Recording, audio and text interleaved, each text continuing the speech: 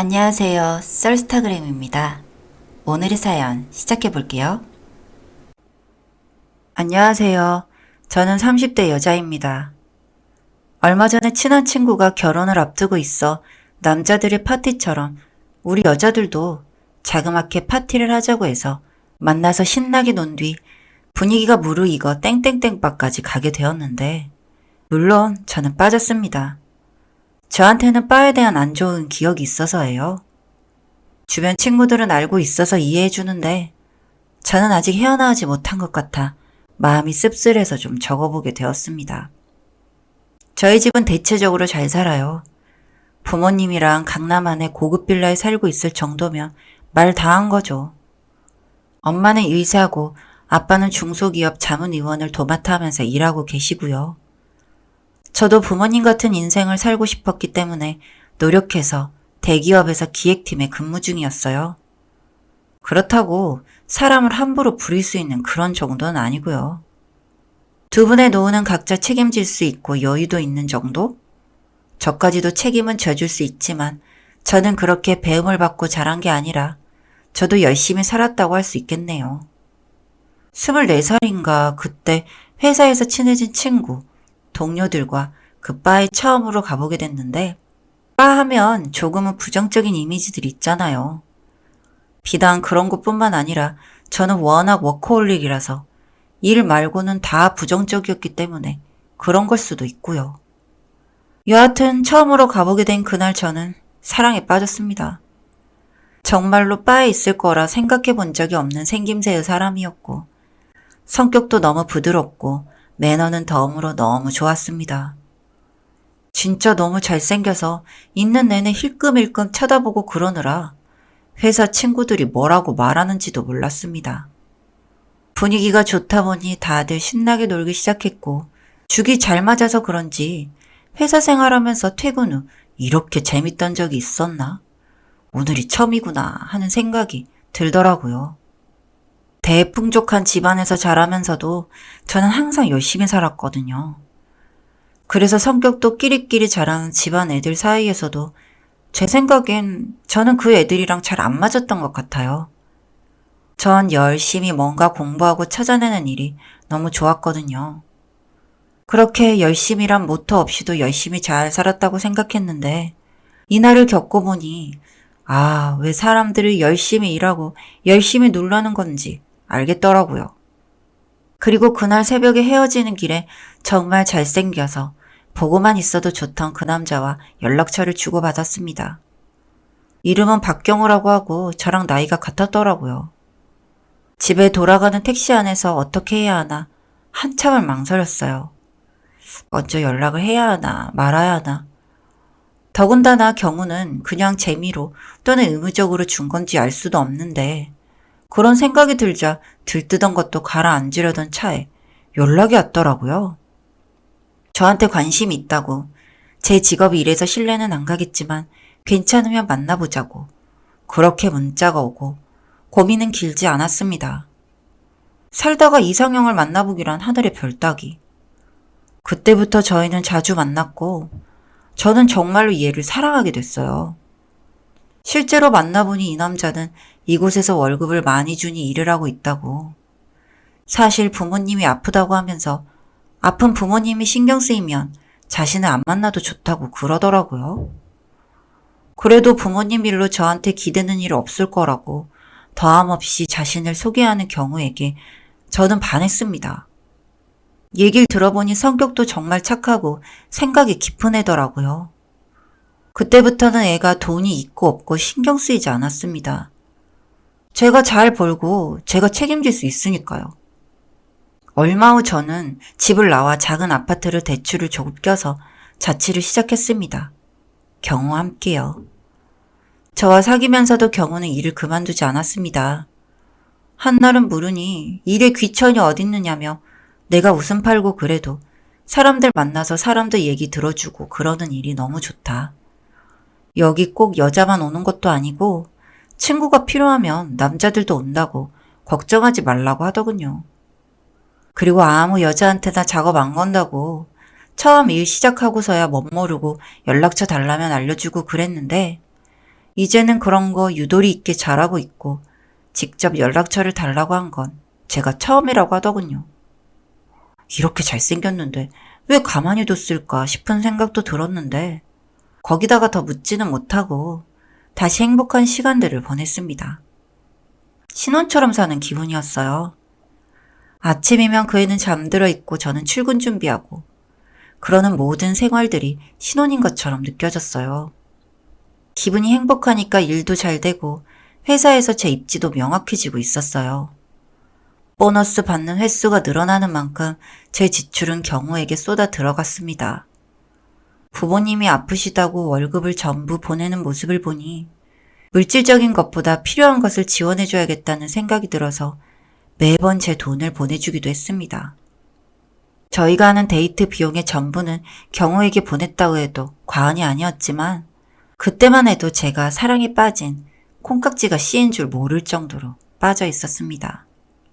그리고 부모님한테는 만나는 남자가 있고 그 남자가 별 볼 일 없는 직업을 가지고 있지만 내가 책임지고 싶다고 말하며 부모님에게 알려주고 싶은 마음에 사실대로 말했지만 부모님은 당장에 퇴짜를 놓더군요. 어딜 봐서 믿음직한 사람이냐며 믿음직한 사람은 그런 일을 하지 않는 법이라고. 그런 일은 책임지는 걸 싫어하는 사람들이나 하는 일이라며 결혼은 당연히 안 되지만 사귀는 것도 안 된다고 극렬히 반대했었어요. 우리 부모가 너를 애지중지 키우지 못해서 이런 일이 생긴 것 같다고 미안하다 하시며 정신 차려 달라고 그랬지만 저는 반대했다는 말밖엔 들리지 않았어요. 그 길로 집으로 다신 찾아가지 않았어요. 어차피 저 혼자 살 수 있고 저는 제 선택을 믿었어요. 우리 둘이면 다른 사람은 필요 없다고 말이에요. 부모님은 있고 둘만의 신혼 아닌 신혼 같은 생활 속에 가끔 경우가 외박이 잦은 날도 많았는데 경우가 본인이 살던 집을 완전히 나온 건 아니었고 사실대로 말하자면 제 집에 완전히 눌러 앉은 것도 아니었어요. 그래서 가끔은 본인 집에 가곤 했는데 서울에 처음 올라오고서부터 있던 집이라 방 빼기가 추억들이 많아서 못 빼고 있다고 했었고 또 저는 궁금했습니다. 경우가 사는 집이 어떨지. 그래서 한 번은 제가 가고 싶다고 졸랐습니다. 내 애인 집도 구공 못하냐면서 투덜대니 다음번엔 데리고 가겠다고 하더라고요. 저는 좋았어요. 그렇게 2주 뒤에 경우가 살던 집에 드디어 가보게 되었어요. 경우는 지금 살던 집 생각하면 안 된다며 기대하지 말라고 했고 저도 그 정도는 안다며 걱정하지 말라고 했죠. 도착한 집은 오피스텔 원룸이었어요. 집안은 정말 깔끔했어요. 뭐 별다른 게 있지도 않았지만 경우가 살던 집이라는 거에 궁금해서 온 거라 저는 집을 둘러보면서 경우랑 추억 얘기를 나누기도 했어요. 그렇게 얼마 후부터 회사 일이 바빠 철야가 지속되는 날에 경우가 집에 들어오지 않더라고요. 아마도 제가 집에 없으니 일을 마치고 본인 집으로 갔나 싶어서 하루는 시간을 내어 경우가 사는 오피스텔 원룸으로 향했습니다. 띵동 후 예상치 못하게 어느 여자분이 나오더라고요. 저는 당황하면서도 온갖 생각이 들었습니다. 박경우 집 아닌가요? 에? 아닌데요? 아, 저 여기 얼마 전에 왔었는데 혹시 그새 이사 오셨나요? 무슨 소리예요? 저 여기서 1년째 살고 있는데요. 잘못 찾아오신 거 아니에요? 아, 죄송합니다. 후다닥 뛰쳐나왔습니다. 밖은 겨울이라 칼바람이 불고 있었는데 춥다는 생각도 안 들었고 어떻게 된 일인지 하는 생각에 머리가 엉망이더라고요. 제가 잘못 생각했을 수는 없었어요. 왜냐면 저번에 도착했을 때 지도 어플로 내 위치 주소를 확인했었고 또 경우가 사는 집이니 주변을 머릿속에 담아놨었어요. 언젠가 오늘처럼 몰래 우렁각시 같은 걸 해보고 싶었던 제 생각 때문에요. 그런데 오늘 겪은 일은 있을 수 없는 일인 거예요. 정말 저 집이 방금 본 여자의 집이면 저번 주에 왔던 나는 저 여자의 집에 들어갔던 거고 경우는 저 여자의 집을 제 집처럼 드나드는 사이인 거고 그리고 저 여자는 경우를 모르는? 고민하던 게 머릿속에서 가설을 내세우며 맞춰지기 시작했습니다. 저 여자는 경우는 모르지만 경우와 닮은 사람은 알고 있을 확률이 높고 경우가 본인 집이라고 데리고 왔던 집은 경우가 나 몰래 사귀던 어떤 여자의 집을 본인의 집으로 가장하였다. 뭔가 뒤죽박죽 쓰긴 했어도 머릿속에서 정리된 내용들이 이제서야 정리가 되더라고요. 다행히 제가 사는 아파트에 경우가 며칠째 들어오지 않아 생각을 정리할 수 있는 시간이 생겼어요.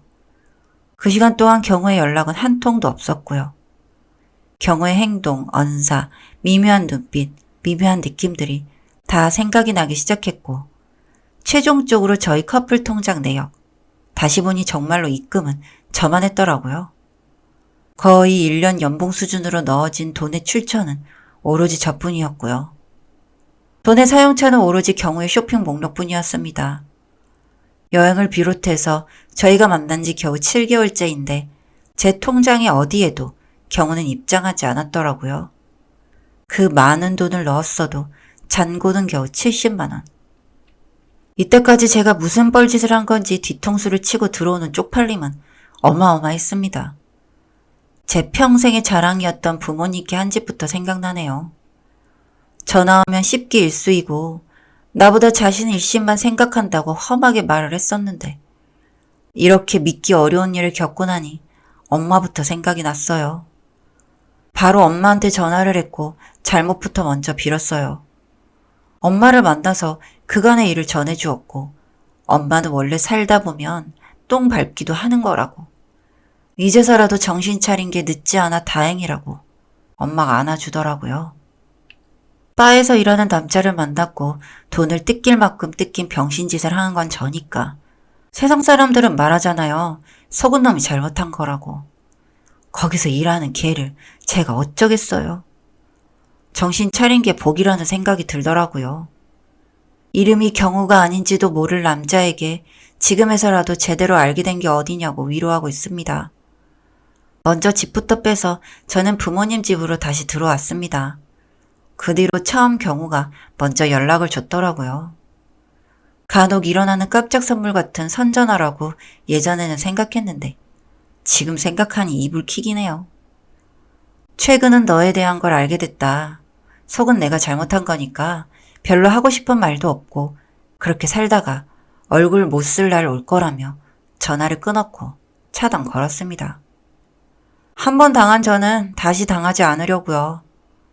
그 뒤로 저는 바 근처엔 안 갑니다. 저는 현재 일하는 게 너무 좋고 최근에는 직장에서 만나게 된 남자친구와 결혼을 생각하고 있습니다. 이 사람을 보니 사랑하는 사람을 위해서 살아갈 수 있는 형태의 사람의 모습이란 이런 거구나 하고 깨달아요. 모든 바에서 일하는 사람이 나쁜 건 아니겠지만 아무쪼록 조심 또 조심해야겠죠. 여기까지 썰스타그램이었습니다. 구독과 좋아요 부탁드릴게요.